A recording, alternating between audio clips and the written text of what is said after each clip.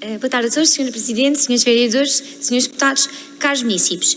No seguimento da moção do Partido Ecologista Os Verdes sobre medidas de controle da obesidade, que o Grupo Municipal do Partido Socialista acompanha e votará favoravelmente, nós consideramos que estes dados são muito relevantes e preocupantes, como já o transmitiram, e gostaríamos também de complementar com mais alguma informação que, entretanto, encontramos e que, de alguma forma, também transmite, acima de tudo, outra perspectiva sobre esta questão. E eu creio que é muito importante, tendo em conta a relevância da matéria, para debatermos em conjunto.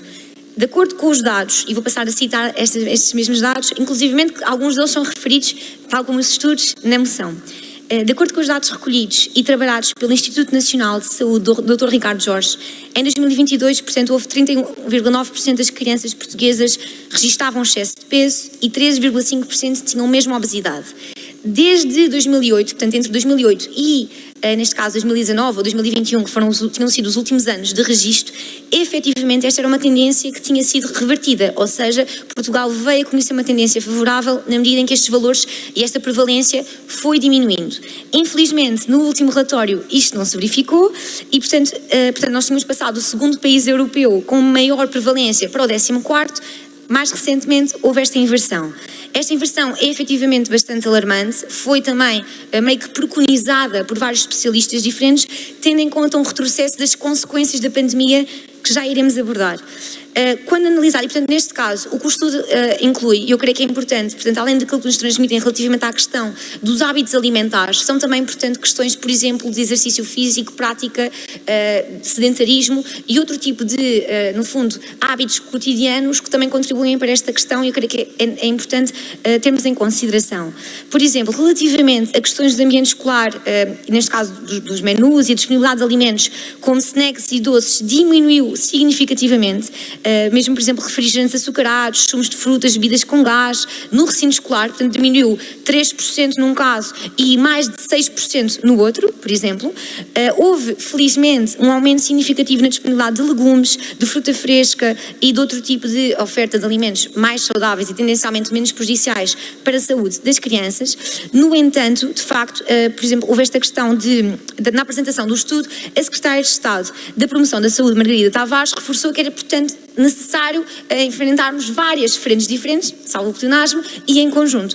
E neste âmbito falou-nos, por exemplo, da questão da pandemia, porque houve um aumento de mais de 2,2% e de 9,3% relativamente ao uso de computadores para jogos eletrónicos durante a semana e não só ao fim de semana, ou seja, falamos de pelo menos 2 horas por dia e, portanto, passou para 27,4% entre os dois períodos.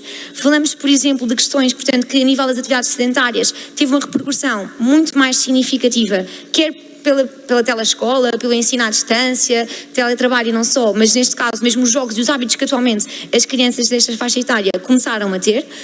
Depois, por exemplo, e ao contrário do que foi referido há pouco por parte do Sr. Deputado do PSD, porque eu no fundo acabo por não consigo perceber qual é que é a política da Câmara Municipal relativamente à mobilidade, grande parte dos encarregados de educação reportaram que a maioria das crianças ia de automóvel para a escola.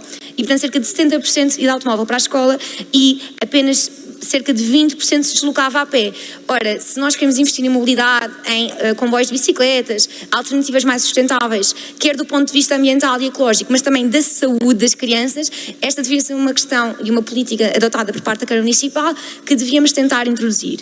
E isto precisamente porque é referido, além da questão, por exemplo, de ser relançada agora a Comissão Intersetorial para a Promoção da Atividade Física, que já tinha sido criada em 2017 e que o Governo agora relançou para abranger e abarcar todas essas áreas, que foi dito precisamente isto de há um alerta e um incentivo a fazermos mais, a procurar responder aos desafios que identificamos a nível nacional, mas também em cada comunidade da região, porque esta é uma realidade muito assimétrica nas diferentes cidades e regiões do país.